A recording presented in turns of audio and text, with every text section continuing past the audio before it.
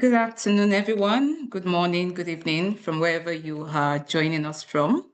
It's the month of June's webinar for PMXAfrica Nigerian chapter. Just before we go into the main discussion, I just wanted to reiterate a few things. So these webinars are they're organized by the Pharmacometrics Africa Nigerian chapter. And basically, our goal is for capacity building and, of course, knowledge on pharmacometrics. But we are very keen on capacity building for the people that attend the webinar. And I hope that we have been able to do that as much as we can in the space of time that we've had since we started in March. I recall that we started in March, and this is the 4th month in the series. So today we're going to be closing on PBPK part of the webinars, and next month we move on to POP-PK.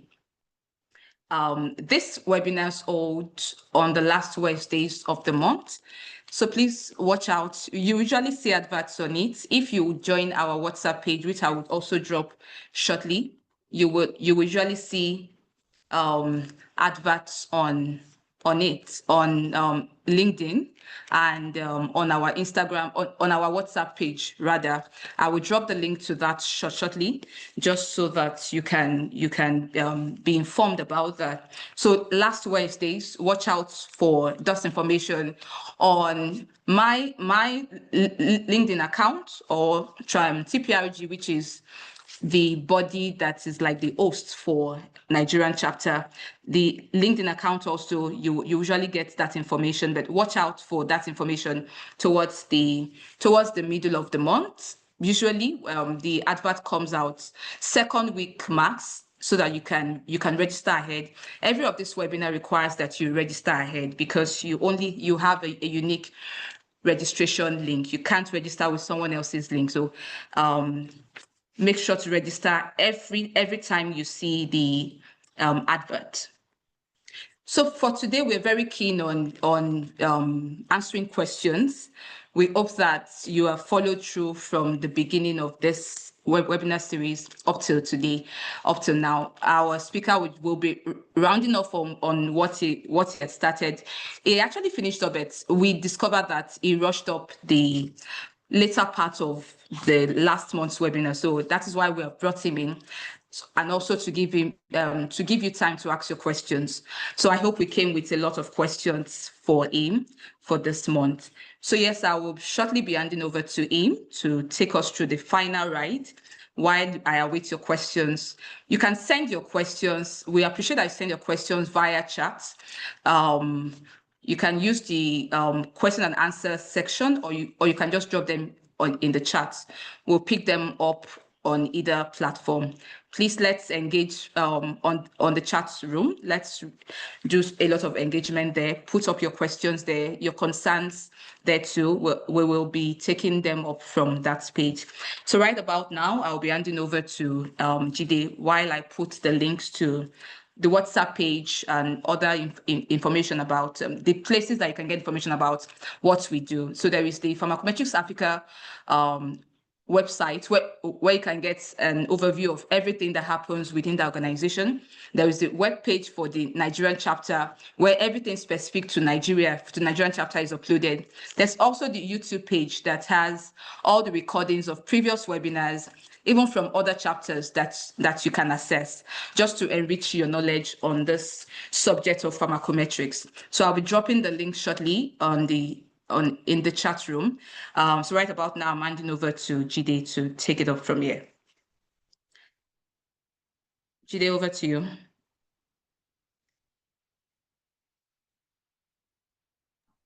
Jide, are you here? Yes, we can hear you. Yes. Okay, perfect. Let me share my screen, and I believe I need no introduction anymore. This will be the 4th webinar.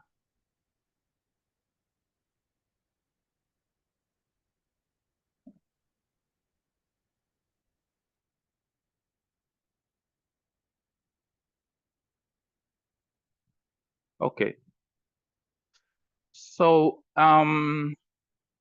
thank you again, everyone, for joining us today. Very exciting topics we've been covering, and I'm happy to, like Ochuko said, that we are rounding up. So I'm excited that it's a wrap. But one thing I wanted to point out is that trust me when I say that early on in my career, when I was interested in pharmacometrics, as some of you, because for joining this program, you are enthusiastic about the modeling, either PBPK, POPPK, and things like that, you must have, realized that we don't have a lot of resources out there.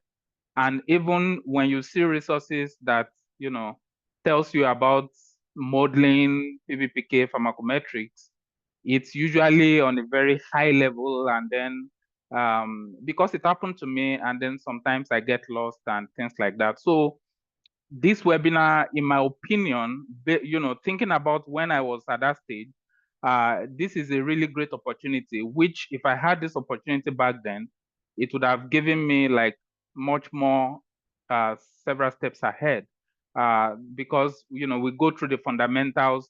We also come back again to reinforce whatever we have taught in the last training module. So it kind of makes you remember everything that has been said, and it's one opportunity I hope every one of us try to leverage on.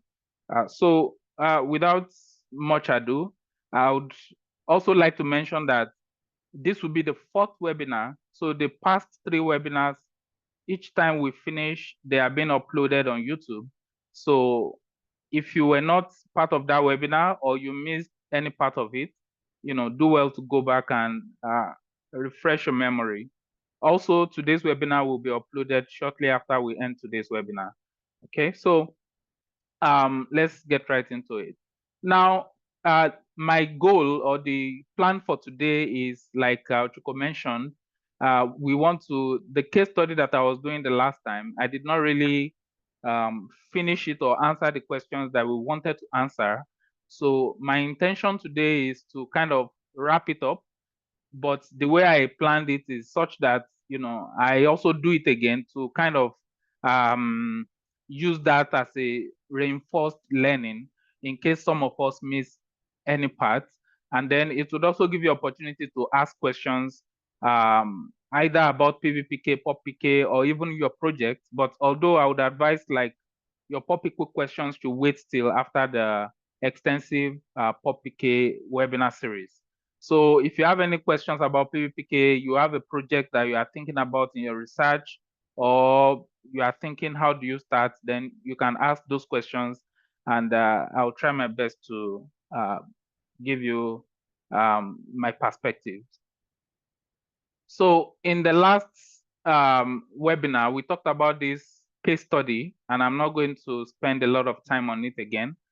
So basically what we wanted to say here is that there is this drug, which is called imatinib, and the dose is 400 milligram per day in adults. We know that for the drug to work, the concentration has to be between 1,000 to 3,000 nanogram per ml. Okay. Now, the issue is that, again, it's an hypothetical scenario that we are painting. So the hypothetical scenario is that this drug was approved. Let me switch my pointer. So we are assuming that this drug has been approved for adults at a dose of 400 milligrams. Okay. So now we wanted to know, okay, if we think that children and adolescents should benefit from this drug, are we going to give them the same 400 milligrams that we are giving to adults? If I ask you without doing any modeling, your question would either be yes, maybe, or a strong no. But then for you to really answer this question with some degree of certainty, then you need some form of modeling in order to give you an idea whether the 400 milligram is enough or whether it is not enough. If it is not enough, how much lower should we go? Okay, so we would be able to answer questions like this with PBPK modeling, and that is the goal of this case study. Okay, And then I showed you that this is the step that we'll follow. First, we build intravenous model for imatinib. Then we build oral model for imatinib, and then we can extend it to pediatrics. Now, let me also reiterate that the reason why we go through this in such a systematic way is for me to, or not for me, but for us to build confidence in whoever we are presenting the results to. Okay, for example, because you cannot just, it is possible that I just take a PBPK model and I build a model for imatinib in pediatrics and I'll present the results. But, you know, in the science community, you have to show me that you have gone through enough rigor for me to have some level of confidence in what you have done. So, and that is why when you are building out PBPK model, you don't just go straight to your final goal. You have to show me that, look, I first started out with an intravenous model. I am able to build it, match it, and then validate my result for imatinib. So that means my model is good at that point. And again, if you remember, if you give a drug IV, then you have eliminated the absorption part. So you have taken care of distribution, metabolism, and elimination. Then by the time you now build an oral model, then you have now incorporated absorption into it. So the intravenous model already has the distribution, metabolism, and elimination. So the next step is just basically adding the absorption component without changing the distribution, metabolism, or elimination of the drug. So here we get a feel for the distribution, metabolism, elimination. And then when you build oral model and you also validate it, then you also have a feel for your absorption model that, okay, I think the model is doing very well. Now, how do we pick which of these steps should I do in between? You know, the steps that you put in between depends on where you have data. Okay, so, and if you remember from the previous lectures we have done, we said that the goal of PBPK is to simulate an unseen scenario, a scenario that you don't know, you know, what it's going to be like initially. So we want to simulate a future scenario, a potential scenario. So because it is a potential scenario, you don't have data in that scenario. So that is why you are using PBPK model to actually simulate that scenario. Now, whatever you pick before you get to that final scenario you are interested in, you have to make sure that there is available data that can help you to check your model. So, and that's the essence of, if I pick an in-between models, there must be situations where we already have data. So, and like I told you, the drug has been used in adults. So definitely there will be data for IV infusion of the drug. There will also be data on adults using the drug orally. Okay.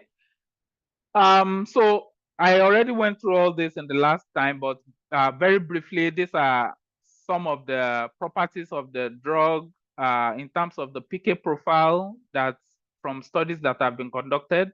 And then these are the properties or the patient population where imatinib has been studied earlier. So for IV infusion, we have this author who studied 100 milligram dose, and these are the population that they studied. And then for tablets, we have Nikolova et al., which studied 400 milligram imatinib tablets, and these are the population. Okay. Then we just go straight into the modeling, and I think we did quite a bit of that last time. So again, these are the parameters that you will use in building the model. Physicochemical properties, you need information like solubility, PK, etc., absorption, distribution, metabolism, and elimination. So once you gather all this information, then you can now proceed to the software, and then you build out the model. Okay, so and that is what we'll now go to now to build out the model. So I'm going to exit this screen, and then I'll open the software up. Okay.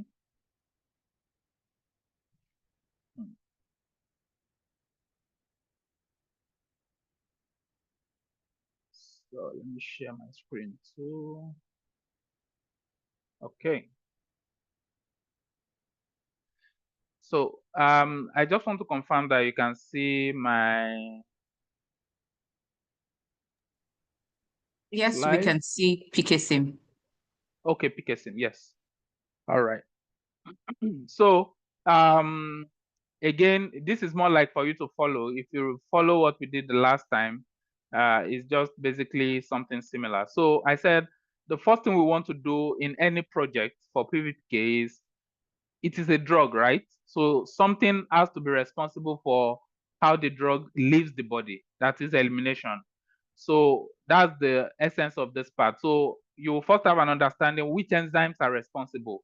So in case of imatinib, as I showed you on the previous slide, it is basically metabolized by CYP3A4 and CYP2C8. So that's the first thing you want to add. So I want to add metabolizing enzyme for this project, for this drug, CYP2C8 and CYP. So right click and then add metabolizing enzyme, CYP3A4. Okay. All right. So we have these enzymes, healthy subjects are represented. Then the next bar here is they already have it laid out in such a sequential manner that you just follow it one after the other. So the next thing is to build out your individual. So let's now build out the individual. Like I said, you can either do it from here, just right click and then add individual, or you just click at the top here. So if I click here, it takes me to that interface. And then you have to name what do we want to call this individual. So don't forget that we want to first simulate healthy subjects that were represented in that study that I showed you. Okay, so I want to build for healthy subjects. So I'm going to call this healthy male volunteer. Okay, and then let's make it Black American because you know this is Pharmacometrics Africa and it's believed it makes sense. So I don't want to say more than that. So at the age, let's use 38. For the weight, I'm going to use 77. We already have all this from the previous slide, from the previous lecture. So and let's take this as 177. Okay. So then if you want to simulate disease situation or hepatic impairment, chronic kidney disease, then you can select all this. But we are dealing with healthy volunteers. So you click next. Now here, you don't need to do anything. It's just telling you the parameters that is used in building all the, you know, individuals. So for each of the individual, it is the large intestine, the volume. For the brain, what's the volume of the brain, and so on and so forth. Okay. Now, some of you may have the question, why am I saying healthy male volunteer? So when you are creating an individual, is one individual. So you are creating an individual, it is just one individual. So you can only create either for male or for female. So you can't create an individual and then you are creating both male and female. It's not going to work. So when you are creating or building out individual, you have to really select whether it is male or female. So that doesn't really matter at the end of the day when we are simulating for the population. But then we just pick male for convenience. So like I said, you don't need to do anything here. And then we click next.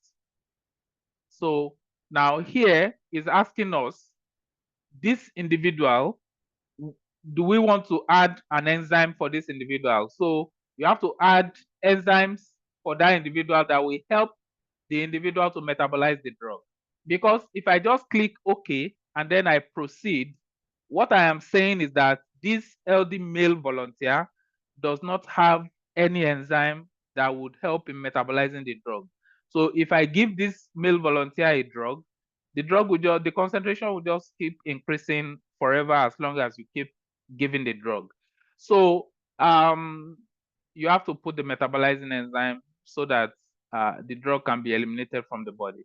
Okay, so the two enzymes, CYP2C8, and then another enzyme I want to add for the individual is CYP3A4. So we have that. Then you just click OK, and then our healthy volunteer population has been created. Then I want to create a population now. So the difference between the population and individual is that individual is just one person. Population is, a population of people. So here, let's call it LD volunteer, but in this case, we call it population. Okay, so now it's going to ask you that this LD volunteer population you want to build, what are you going to use as a basis for building it out? So the way to understand this is that it's just trying to tell you that I want to build this volunteer population, but what should be like an idea for which metabolizing enzyme, what is the weight that should be used and things like that. So if I pick this, I can just click next. So if I click next, it's going to populate this population, based on that LD individual values. So that value would now serve as the main, and then it's just going to sample around that randomly 100 times to create a distribution of parameters. But if you have specific values in mind that you want to build out, you will just specify them. So in this case, I want to say my age specifically should be between a certain range. So I want it to be between 19 and 60. I want my weight to be between 50 and 102. I want the height to be between 161 and 194. Okay, so then we click next. So metabolizing enzyme again, I have to add it for this population, but because I am asking it to build it based on that individual, it will just carry forward whatever enzyme I have added for that individual. So that's why you have this automatically there. Then we click next, and then you practically don't have to do anything here again. Okay. So we have LD individual, we have our LD volunteer population. So then the next thing is to build out the compound. So for the compound, we want to build a compound for imatinib. And then what are the parameters that we are going to use? Like I showed you earlier, we have all the parameters here, the solubility, the molecular weight, effective permeability, everything. So this, you would have gathered it before you start the project. So you just keep applying it, okay? So I'll just put those values very quickly, and then we can move from there. So I'm going to use 3.5 here based on what was reported. For the fraction unbound, the drug binds to alpha-1 acylglycoprotein, and then the fraction unbound is 5%, so that's 0.05. If you want, you can put it in percentage, or you can leave it as a fraction. Then the molecular weight is 493.6. Then that's all. Then for the PK, we know that the drug is dibasic, so it has two bases. One of them is, I think it's, let me confirm, 8.07. So one of them is 8.07, and then the other one is 3.03.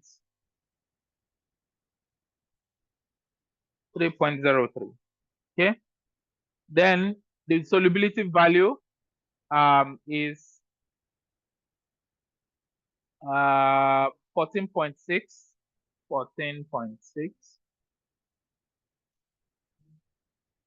milligram per liter, and then Reference pH, we can leave that at 7, and then every other thing remains the same. So we click next. Now, in the next here, for now, we want to start with IV. If you remember the steps that I showed you. So we want to start with IV.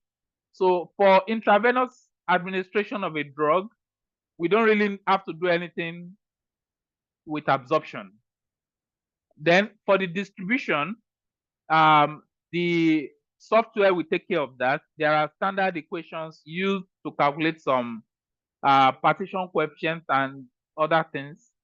Then for the metabolism, this is where we now have to put in the values that we get from different sources. Okay, so for the metabolizing enzyme, I want to add, let's start with CYP3A4 or CYP2C8, anyone. So I'll start with CYP3A4.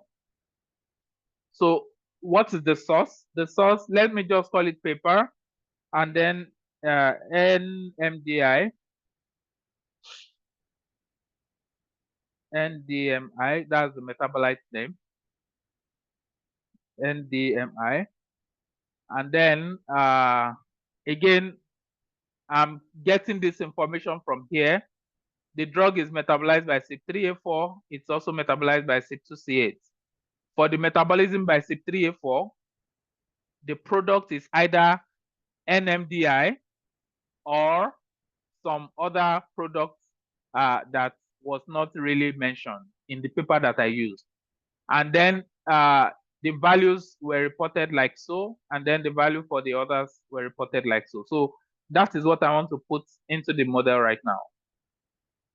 So for this one, we are going to select what the values should be. So you can pick any one of these options that relates to wherever you pick the results. So the one that's applicable to the one I picked is this one I picked. And then for the in vitro CYP metabolism by Michaelis-Menten, the Vmax was reported to be 3. And you have to make sure the units match. So the unit is picomole per minute per picomole. So this one. And then the Km was 10.54. 10.54. Okay. So with this, I'll just click OK. And then it's been added for that CYP3A4. So another metabolite as a result of CYP3A4 is the one I mentioned, which is others. So I'm going to add that as well. So CYP3A4, we got it from a paper, and then the metabolite is others. So let's also call others. Now, how did they report this one? So for the others, they reported it as intrinsic clearance as microliter per minute milligram per protein. So let's look for the one that would work for that. So that would be in vitro first order here. So this is the one that we are going to use. And then the value is 33.4 microliter per minute per milligram per protein. So you have to make sure that the units are correct so that you don't make mistake. So that's it for CYP3A4. Then we do the same thing for CYP2C8. So add metabolizing enzyme. I'm going to be a little bit faster now. So CYP2C8, I'm going to say paper. NDMI, that's the metabolite. NDMI for the first one. So, and then the paper is in vitro Michaelis-Menten. And then I believe some of us are familiar. When we say Michaelis-Menten, you would be expecting like that reported value as Vmax, it has Km. Then that will give you an idea that it's the Michaelis-Menten results. So that's one thing to also know which one to choose out of all this. Okay, so for the Michaelis-Menten, the Vmax was 56.4, and then the Km was 7.49. Okay, micromole per liter, and then picomole per minute milligram of protein. So that's that. Then for the second metabolite of CYP2C8, I'll call it, we got it from a paper, and the metabolite is others. So others. And then, so this would be first order, and then the result is 24.2 microliter per minute milligram protein. Okay, so that's correct. All right, so here is where we have to spend a lot of time, and I think we just overcome that. Now, I also showed you that if you look at the slide, the paper by Bonhauser et al. In 2005 also reported that apart from the hepatic clearance, there is also minimal renal elimination going on, and it has been measured to be 0.5. So we can also kind of incorporate that into the model, and that is what I want to do now. So you want to come down to renal clearance, right click on it, and then add renal clearance. So here, I'm going to call it paper, and then the value was 0.5 liter per hour. But as you can see here, for plasma clearance, we can only report it in liter per hour per kilogram, not liter per hour. So all we just need to do is divide the 0.5 by 70, and that will give you liter per hour per kilogram. So I've already divided it, and the result is 0.00714. So we click OK, and that is that. Now, a question, because this webinar that we are wrapping up is like opportunity to ask questions. So I'm also preempting the possible questions you may want to ask. Now, if you ask me, why did I not use this portion? The reason why I don't use this portion is that, so there are two ways you can incorporate clearance, right? You can either incorporate clearance by saying the clearance of this drug is 20 liter per hour. We already know the value. So if that is the case, you can just come to the total clearance and then click it. So you just give us the value for the clearance here, the liver plasma clearance, just put in the value. So in this one, I am not really going down to the nitty-gritty of which enzyme is responsible, what metabolite is formed, what is the Michaelis-Menten function, things like that. All those things, we don't really care about them when you are using this total hepatic clearance process approach. All you just need to do is input the value for the clearance of the drug, and then you move on. Okay, so but in this case, we wanted to be mechanistic in terms of incorporating how each enzyme play a role in metabolizing the drug. Okay, so that's why I am neglecting this one. Okay, so that is that. Then if you are modeling like drug-drug interaction, then you can play around this inhibition, induction. So that's a little bit high level, but maybe some days we can talk about that. But for now, I'll just focus on these ones. Okay, so then we click next, and then we click OK. So we have our compound profile ready to go. Then the next one is formulation. Okay, so for the formulation, we don't really need it unless you are dealing with an extravascular formulation. So in this first step that I showed you, we are dealing with IV. So for IV, we don't really need to talk about formulation. So that's why I am going to skip this one for now. Then administration protocol is, how are you giving the drug? How do we want to give the drug? So let's call this IV administration, and the dose that we are giving is 100 milligrams. Okay. So it is an intravenous infusion, not a bolus. And then the dose is 100, and the unit is milligram. Okay. So we do all that, we click OK, then we have the dose. So now that we have all this, we can just go straight to the simulation and see what the profile looks like. So here's the profile. I'm going to call this IV healthy volunteers.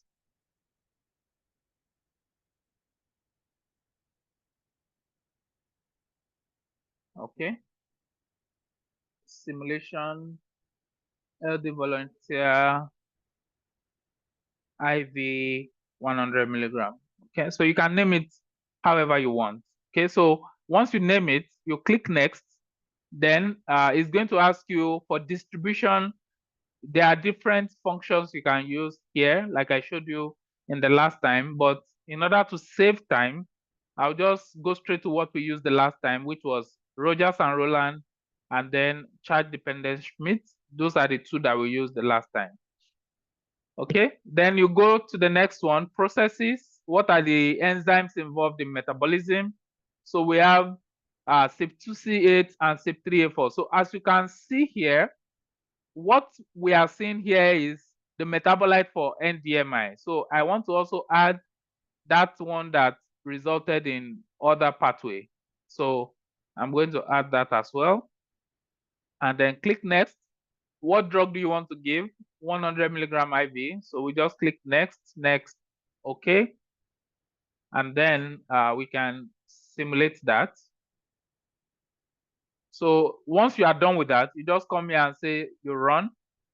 So it's going to ask you, where do you want to measure the drug concentration? By default, it's already choosing plasma, and that is where we mostly observe concentration. So you click OK, and then you simulate.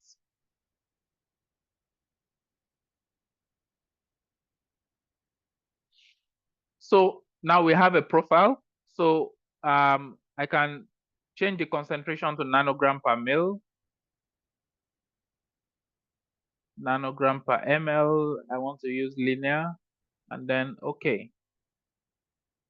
So now we have simulated a profile. How do we know this profile? And that's if I go back to the slide that I showed you,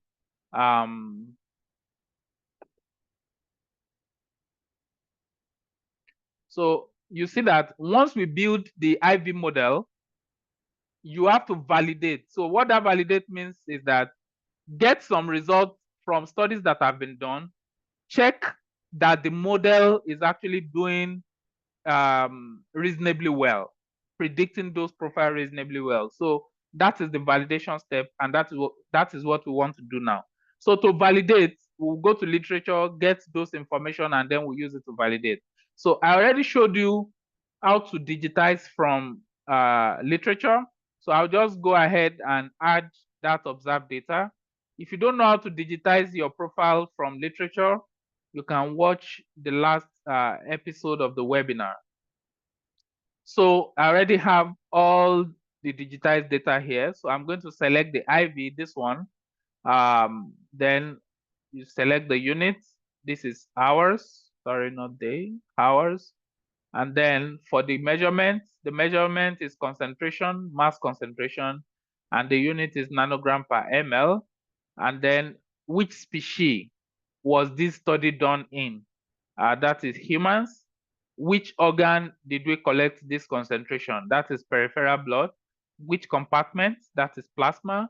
Which drug are we talking about? Imatinib. So once you select all this, all you just need is to add and then just import it. So import. Okay. I want to rename this because it's a little bit too long for sanity's sake. So that is okay. So this is a little bit better. So this is the profile for the IV 100 milligram from this particular study. This one, yes, this one, Peng et al. So as you can see, the one in diamond shape, IV infusion, you can see that profile. So that is the exact same profile that we have digitized. And then if you drag this and put it here, so this is that profile. Okay. Now, do we know whether this profile is doing well or not? that is where you now need to optimize your parameter. You need to optimize the parameter. And I think we did that the last time. So I did it manually, but you can also tell the software to, do it automatically so that you don't rack your head. What value should I use? You want to try 10, you want to try 20. It might be a lot sometimes. So if you want to kind of tell the model to automatically do it for you, but let me just show you if I do it manually. So let's say, for example, I think I am not capturing this part of the model, of the profile very well. So I want to see if I can capture this part. So you just go back to the compound and then let's see what we can change. So if you go to the log P and I change the log P to 5, for example, I just use that as an example. So notice that this is already bringing an exclamation mark, telling me that, look, something has changed about your drug. So what you just need to do in this case is right click and then tell it, update whatever I have done into this simulation. And then you now go back to the simulation and then you simulate. Okay. So you can see that by changing the value to 5, the profile looks entirely different. So if I also change it a little bit again, and let's say I change it to 2 in this case, so you go back to the simulation again, you update, and then you simulate. Now the concentration is too high.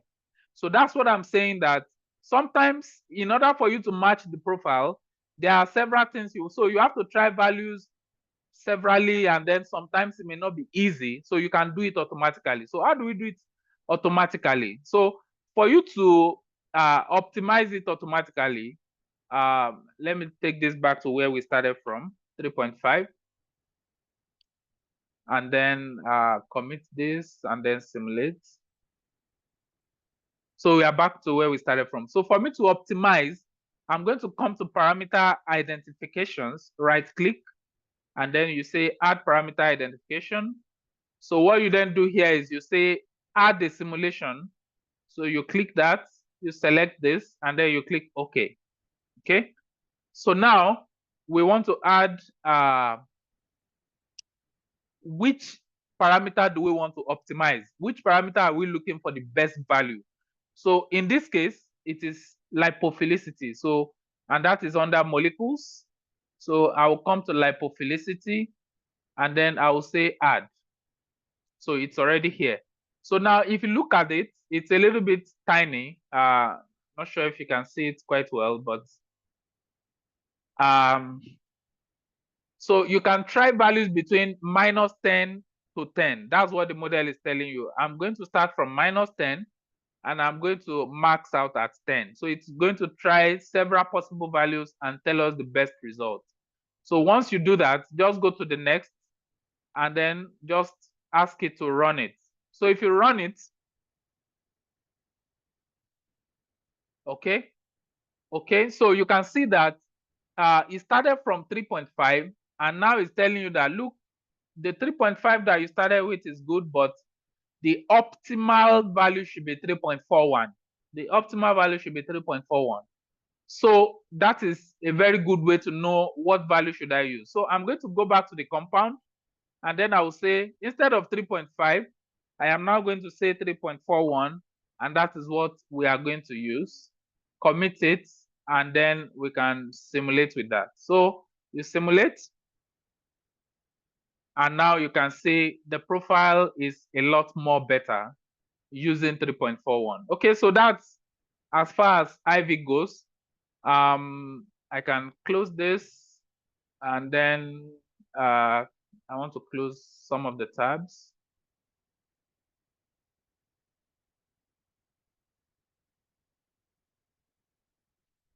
Okay, so I will do for the population again. So if you remember, what we did here is just for one individual. So then I want to do for the population to see at population level, are we still doing very fine? So that I would know whether I still need to optimize or I don't need to optimize. So let's call this simulated healthy volunteer population. IV 100 milligram, and then you click next. Simply the same thing that we did earlier. You pick the best one, which we already did before, and then I'm going to add others. I will add others, and then I'll click next, click next, click next. Okay.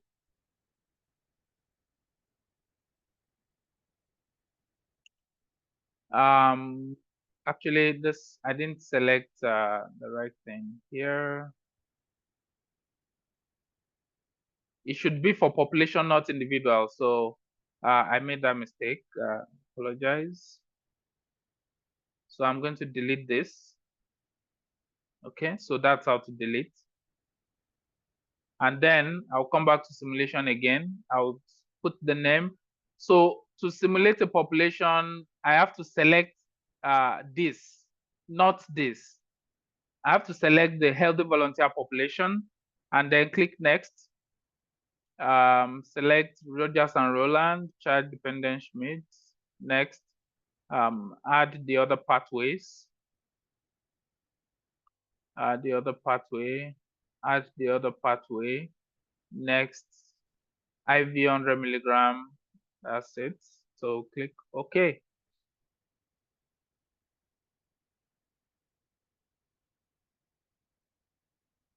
All right, so now that we have the population here now, so we will go ahead and simulate. This one will take a little bit of time because you are simulating for 100 individuals. Okay. So now it's going to tell you what unit do you want to use. I want to use nanogram per ml. I want it to be linear, and then I want mean and 90% confidence interval. And then you click OK, and then it will show you the results. So here's the results. What is the difference? The difference here is that we are simulating for just one individual, but when you simulate at population level, you are simulating for about 100 individuals. So that's why you are seeing that band, the variability. Okay, so now you can also put your observed data on it, and then you can use it to check. So as you can see here, I think we are doing pretty good. And then we can say that for the IV model, we are fine. So again, remember, for the IV model, we have taken care of distribution, we have taken care of metabolism, we have taken care of elimination. Those things we have taken care of. You don't need to change them again. So now we want to go to the other oral tablets. So for you to build oral tablets, you are not changing anything other than absorption parameters. You are not changing anything other than absorption parameter, okay? So to do this, all we just need to do is to go to the administration protocol, and then I'm going to add a new administration. So instead of IV, I'm going to say oral, and then the dose is 400 milligram. And then let's call it oral 400 milligram, okay? Then we click OK. So we now have oral protocol for 400 milligram. Now let us simulate with that. Let's simulate with that. So I'll right click here, add simulation, and then let's call this one simulation LD volunteer underscore oral 400 milligram. Okay, so LD volunteer, not population yet. Then I'll click next. We change this to Rogers and Roland. We change this to child dependent Schmidt. So again, remember, all these things have to be the same as what you use for IV. The only thing that changes is the absorption. You can play around the absorption. Okay, so I'll click next. Then we have to account for the other elimination process, next. So now we don't want to give IV, we want to give oral. So you click oral administration. Now, if you select oral, then that's when if you remember what I said about formulations, I said for you to use formulation, you have to be dealing with non-intravenous routes. So if you say oral, then you have to tell us which formulation are you intending to use. So for you to do that, all you just need to do is click this plus sign, and then you assign a new formulation. So because of time, there are several things you can try. You can try, Weibull absorption, lint 180, lint 80, particle dissolution, etc. But I'll just give you what I tried, and then we call it Weibull, and then click OK. Next, OK.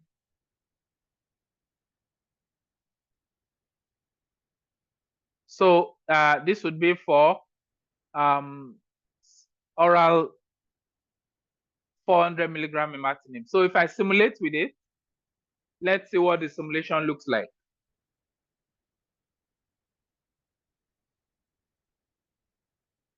Okay, so this looks very bad, which is fine because we are still going to do some tweaks, and we'll go over it together. I want this to be linear.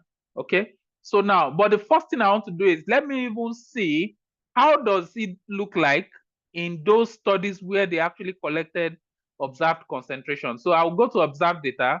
I am going to add oral data so that I can use it to check my model. So again, we do the same thing, but this time I'm going to select the oral part. So this is our, then concentration, mass concentration, sorry, and then nanogram per ml.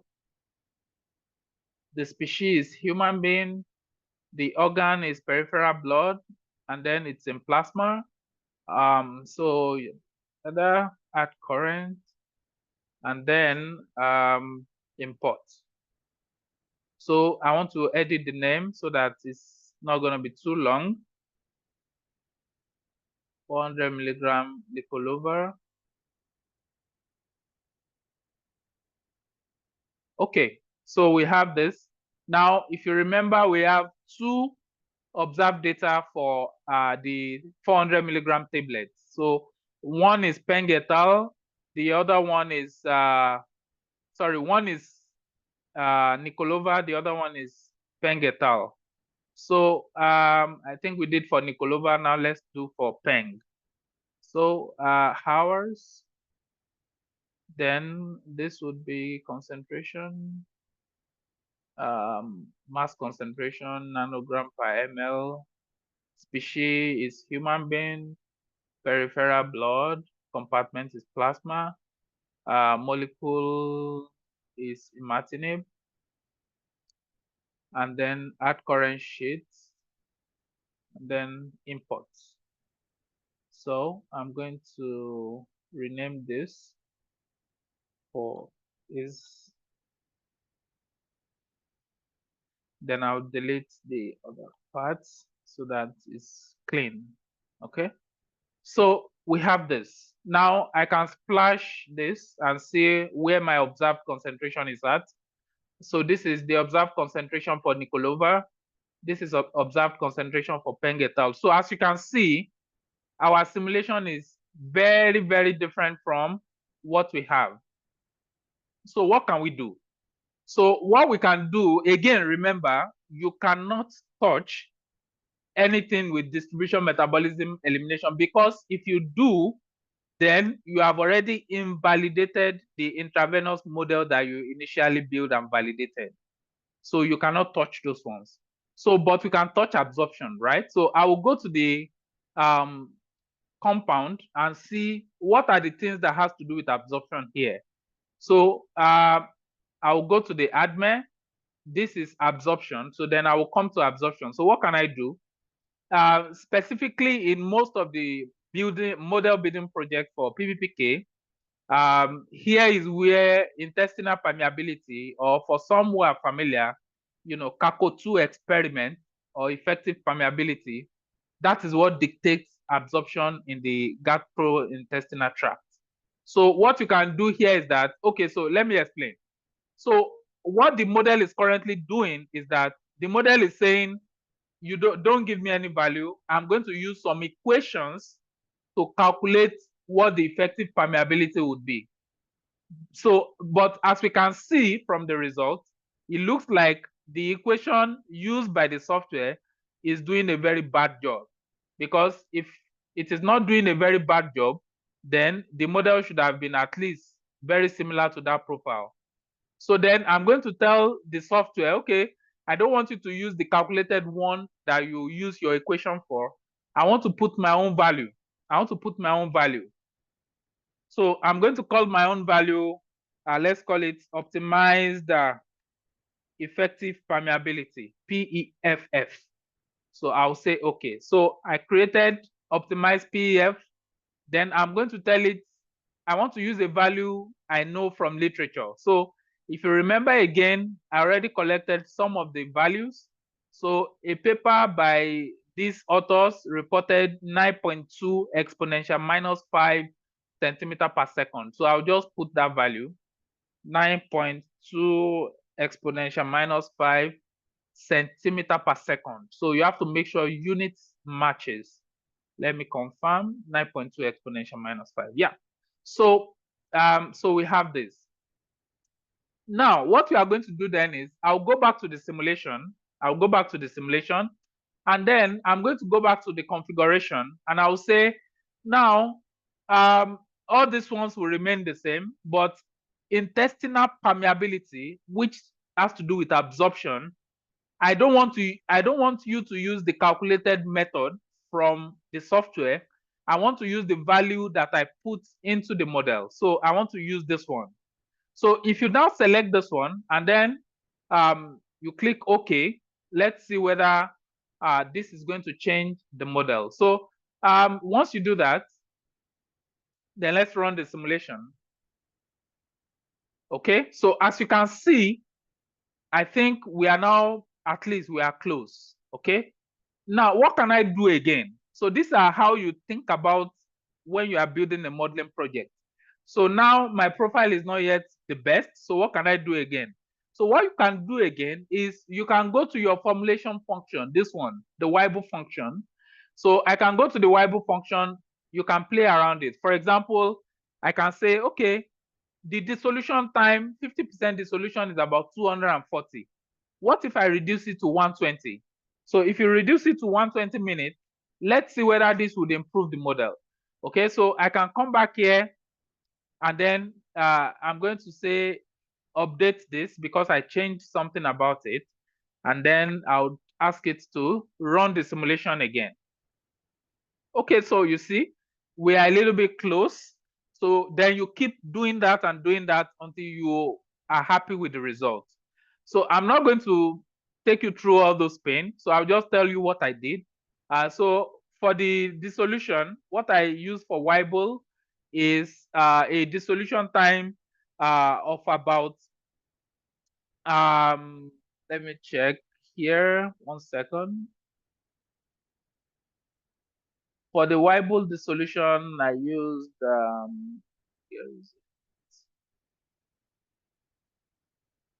yes, 100 minutes. So I use 100 minutes. And then for the shape, I use 1. Okay, so if you come back here, update it, and then you simulate. So this is better. Again, remember, you can use this parameter identification to fine tune it. Okay, so it's up to you. But because I have done it and because of time, I don't want to go through the process over and over again. So I'm just going to tell you what I did. Okay, so we are fine. The oral model looks very good. So what can we then do? We can now say, okay, let me now simulate for population and see whether this model is still doing very well. So I'm going to add simulation. So this time I'm going to call it simulated healthy volunteers population 400 oral, 400 milligram. Okay. Now it is going to be healthy volunteer population, not individual this time. So once we select that, you click next. The partition coefficient, we already know that. Again, I don't want to use calculated. I want to use the optimized because we have found out that that is the best way to go. So you say next, then we add the other method of elimination. We add the other method, and then you next. So we are giving 400 milligram oral, and then the formulation is Weibel. So if you have other type of formulation, you can select it from the drop down, but we only say Weibel here. So next, and okay. So it's going to generate the population simulation. All right, so then you run the simulation, and let's see.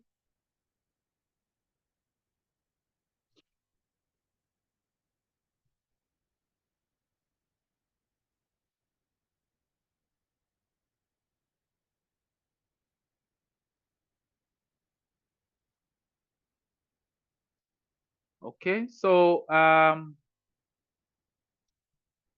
linear, I want to simulate mean and 90% confidence interval.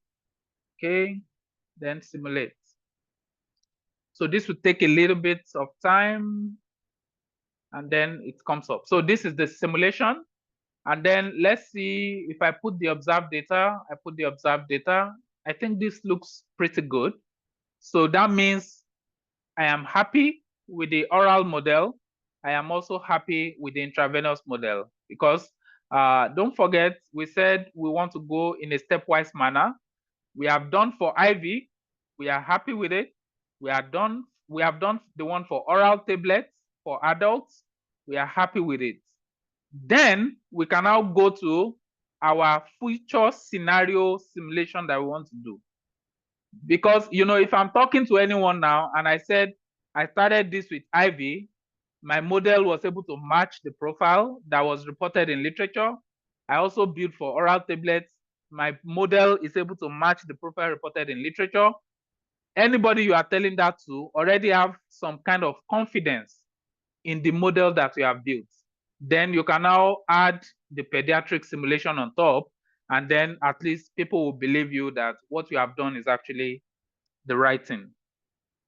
Now, let me quickly mention, because again, I said I want to be anticipating potential questions that you may want to ask so that I can answer them. One question that can come to mind is, you know, because what I have been doing since is, I would say, once you simulate and then you look at the profile, is fine, then you move on. No, there are some parameters that you use to actually measure whether your model is doing well or not. So you can compare AUC, you can compare Cmax, then you do a ratio. If your ratio is between 0.5 to 1, then you know that your model is doing well. So there are some metrics, because you can't just use your visual eye to say, because my line is very close to the dots, then my model is good. No, you have to do some, you know, additional calculation, which are very easy actually, because if you click here as an example and you ask it to show you analysis, you are going to see it's going to spit out the result for AUC to infinity, AUC to the end of time, several other parameters. You can now go to that particular study and see, what did this study report for their Cmax? You compare it to your own Cmax. What did this study report for their AUC? You compare it to your own AUC from the simulation. And when I say compare, I am saying you do a ratio.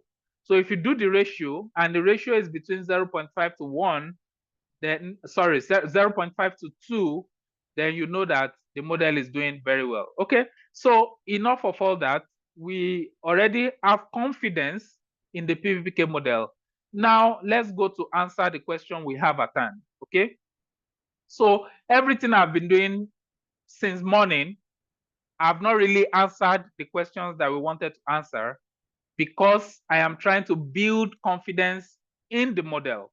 So now that we have confidence in the model, I can now take the model and use it to simulate to answer this question. So now, what do we want to do here? We want to simulate for children and adolescents. So let me create a population for the children.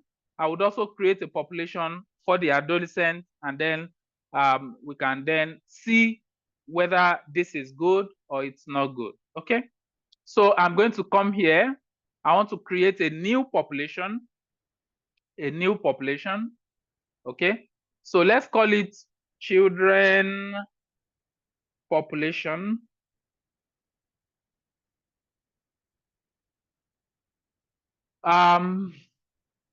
So I can leave this, but ideally what you want to do is you want to first create individuals for the children, then you can now use that individual to simulate. But because of time, I would not do that. I'll just go through the range of values that we have here. So because I already know the range of the weight, I know the range of the height, I know the range of the BMI, so I can use that instead. So and that is what I'm going to rely on. So for the children here, the weight is 12 to 40, height is 85 to 150, BMI is 15 to 18. So let's put that into the model.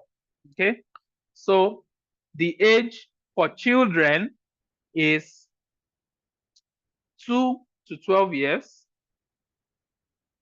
The weight is 12 to 40.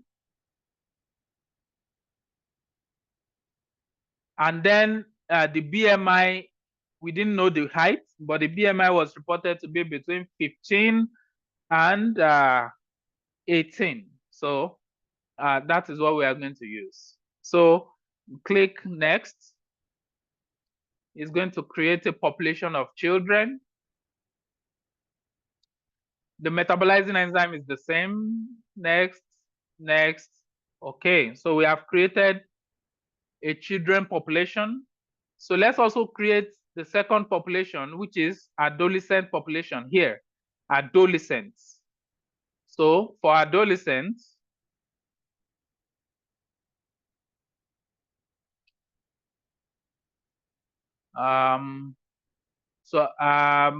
let's see, the age is between 12 to 17. The weight is between 40 to 74. And then the BMI is between 18 to 22. Okay, so next it's going to simulate 100 adolescents population. Next, next, and then okay. All right, so we have these additional populations. So what I'm then going to do is we now want to perform simulation. So I will come here and say simulate, add simulation. So I want to do simulation for children first, and I want to give them okay, let me just say simulation for children population. I don't want to put the dose because we may change the dose later on. So children population, and then I'll click next. Rogers and Roland, charge dependent MISH, and then oral. Next, we put this others. Then you put the next one, others, and then click next.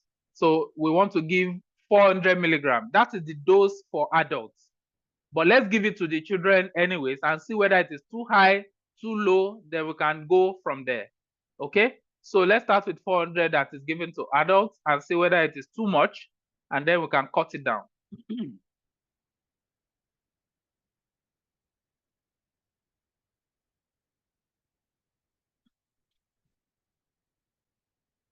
So then we run the simulation.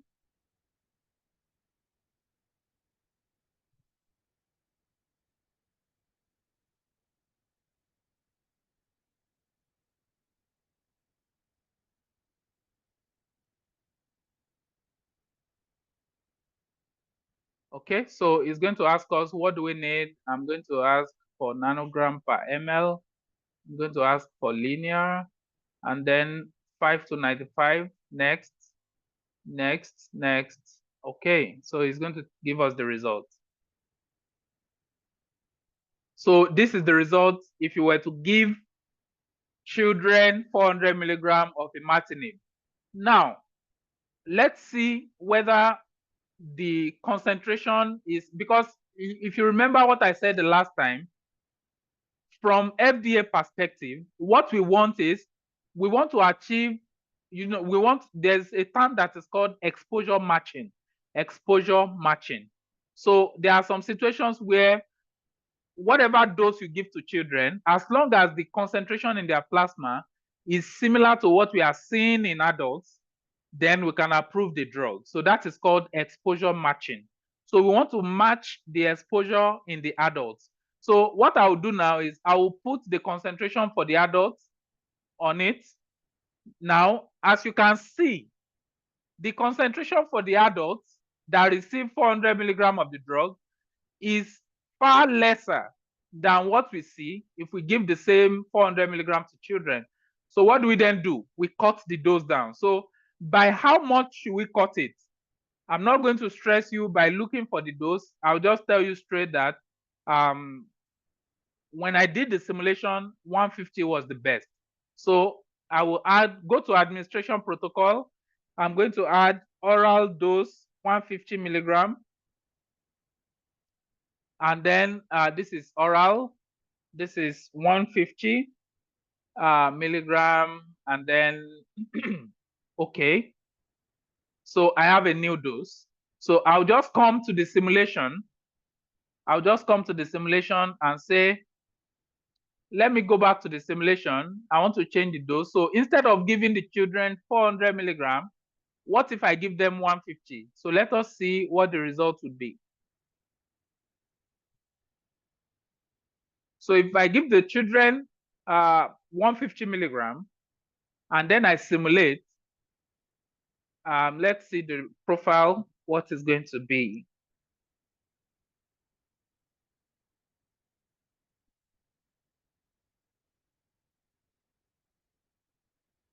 So as you can see here, the profile looks almost like what we see in adults. So that means we have matched exposures in children to what we have observed in adults. So that is the whole essence of exposure matching. Then I have confidence that if I give 150 milligram of this drug to children, their exposure is going to be similar to what we see in adults, and therefore the drug is going to be assumed to be safe for the children. Okay, so that is for children. Now let's now do for adolescents. And if you look at this, you can see that adolescents are a little bit older than children. So at least their own enzymes would have matured more than what we see in children. So let's see whether they can also, whether we need a dose reduction in that aspect. So let's add a new simulation. I will call this one simulation adolescents population. Okay, so I'm going to select the adolescent population. I'll click next, and then I'm going to select Rogers and Roland, Chart Business Meets, optimized value. Then I'm going to add others. This is kind of repetitive now. Others, then you click next. What dose do we want to give? So I want to give them 400 first. That is the dose for adults. Let's start with that, and then we can see whether we need to decrease it or not. So click next, okay.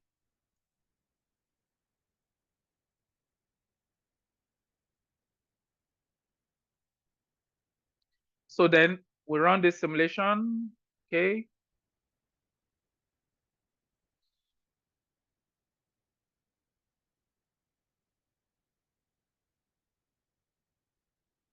It takes a minute because we are simulating for several individuals, like 100. So it's not going to be very fast compared to when you are doing for just one individual. So I'm going to change the unit to nanogram per ml. I'm leaving it in linear. I want to do 90% confidence interval. Next. Okay. So let's see the profile. Now, so this is what the profile looks like in adolescent pediatrics. So now let's put the adult profile and see whether we are able to match. So as you can see, like I said, adolescents have at least more matured, CYP enzymes. So you can see that they are able to metabolize the drug better than children. But then it is still a little bit off, So what can we do to improve this so that the prediction line is going to be almost similar to what we are seeing with adults? So then let's add a new dose. So I think I forgot what I used there, but I'm going to try 300 milligram. It looks like it's very close. So if I reduce it by half, it may be too much. So let me just reduce it by 100 milligrams. So let's give oral 300 milligram and see whether that is good. 300 milligram, and then okay. So I'm going to come back to that simulation. I'll come back to that simulation, go to configure. I'll go straight to the administration. Instead of 400 milligram, I'll change it to 300 milligram. And then I'm going to say, okay, and then simulate and see whether this is good.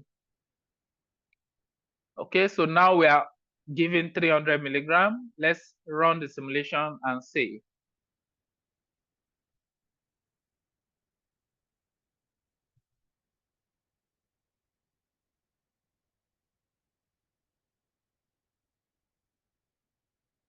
So, right, the 300 milligram was perfect in terms of going through the observed data point. So this is like we are matching the exposure to adults. So that means with 300 milligram, we are able to match the exposure for adults. With 150 milligram for children, we are able to match the exposure in adults. So those are the safe doses that we can give for imatinib in those category of individuals. So that is basically everything. Then I'm just going to go back and show you the final slide I have here, that based on our simulations that I'm showing here, so you can see the one at the top is for the children, for the adolescents rather. The one below here is for the children. So based on that, our final dosing recommendation is that if you are giving this drug to children between 2 and 12 years, reduce the dose to 150 milligram daily instead of 400 that you give to adults. If you are giving it to adolescents, reduce it to 300 instead of the 400 that you are giving to healthy adults. So that is kind of how we think about a PBPK project. For you, in your project, your interest might be, let's say, I want to know the concentration of this drug in the brain because the drug maybe has some psychosis effect or something like that. But it is impossible for you to simulate or to collect concentration of drug in the brain in the clinic. So you can use PBPK model in this kind of applications as well. So the application is quite extensive. If you go through the previous lectures that we have done, I touched on those several applications that we can use PBPK models for. And so with that, that would be my last slide. Thank you very much for listening. And then I will answer any questions that you have. Thank you. Thank you so much. I want to believe that this was quite explicit for everyone. Please, if you have any question, can you quickly pop it up in the chat room?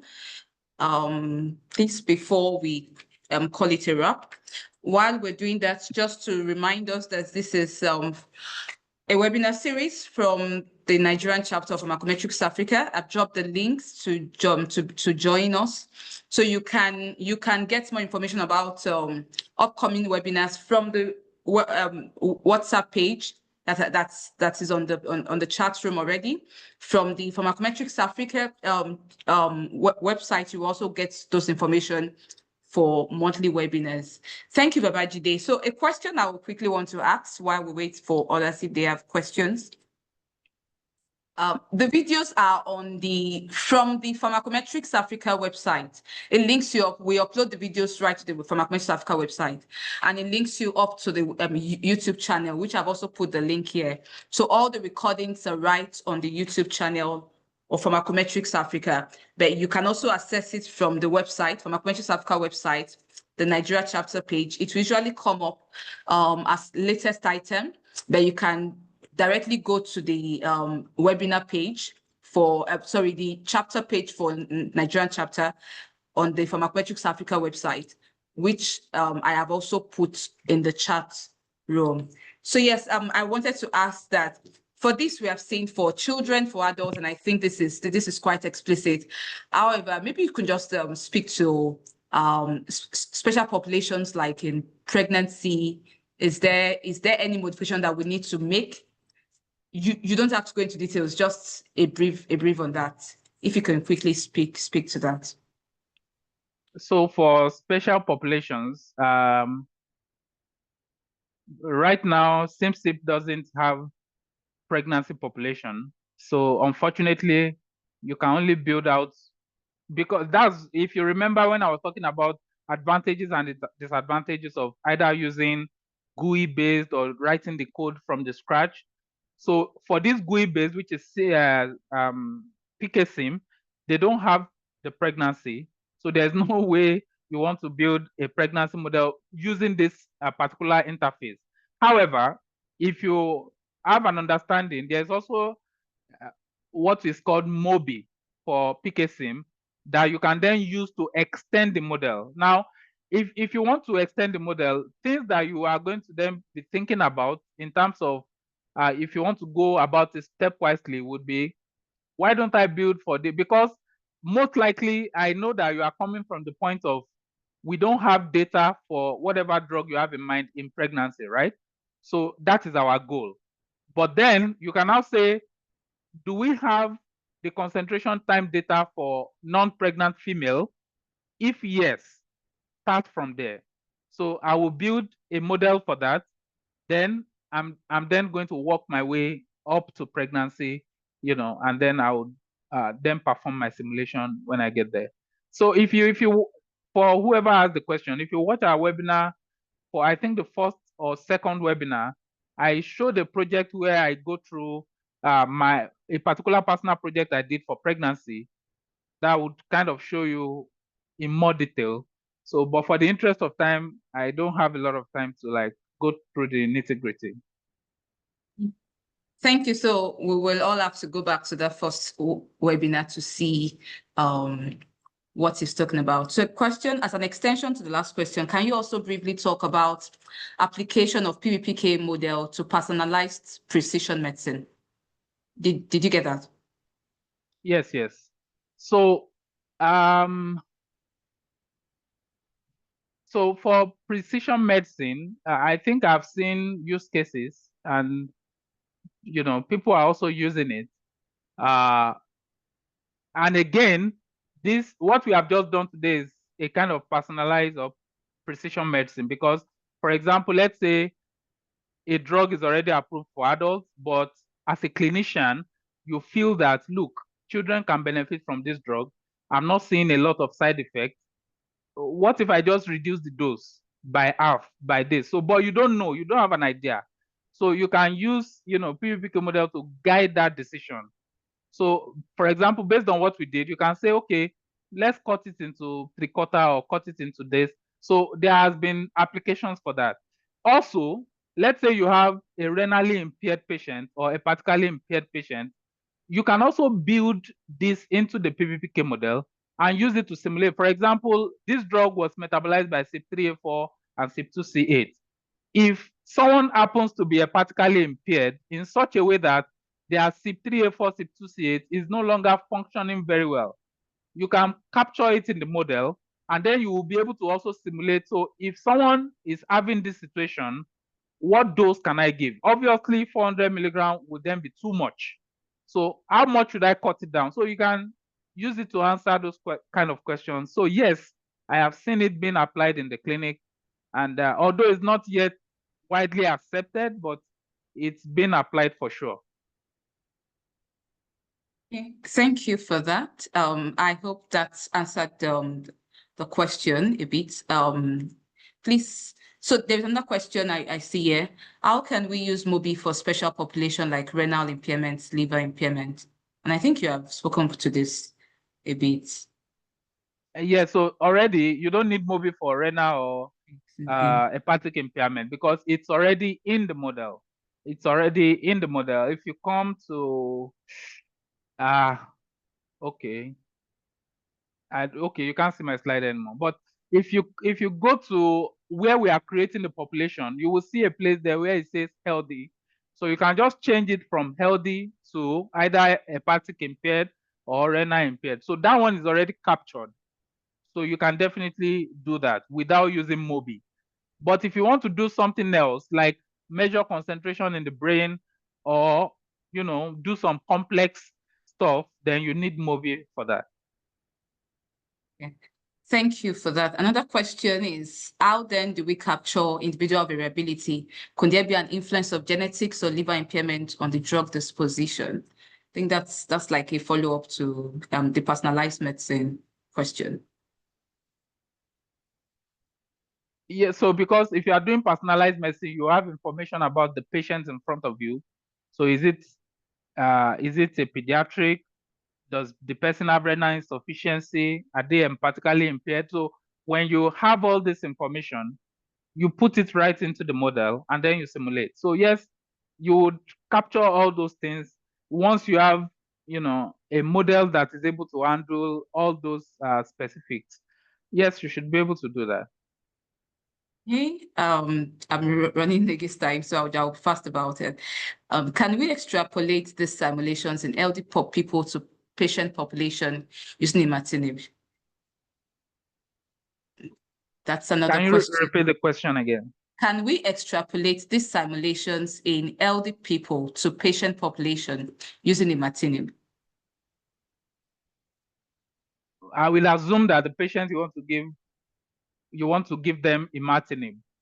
So I'm not going to use the word extrapolate because if you want to extrapolate, there's a specific definition for that, meaning that you want to just extend your predictions to, something else. For example, I predict the profile for 24 hours. I then want to extrapolate it to know what happens at 72 hours. That's how you think about extrapolation. But if you mean that, can you use it for that particular patient? Of course, yes. Based on what I have explained earlier, you just need to take the particular patient characteristics. Are they hepatically impaired? Do they have renal insufficiency? All those information, put it into the model, then you simulate. So, but when you do that, it's an extension. It's not really an extrapolation, so to say. So. Yeah, thank you. And the last question I have here is it possible to do weight-based dosing with PBPK instead of age? Yes. There is, if you remember, if you go to the dosing protocol that I showed, is either you pick milligram or you pick milligram per kilogram. So if you pick milligram per kilogram, then you are dosing based on weight. So yes, it's possible. Yeah. Yeah.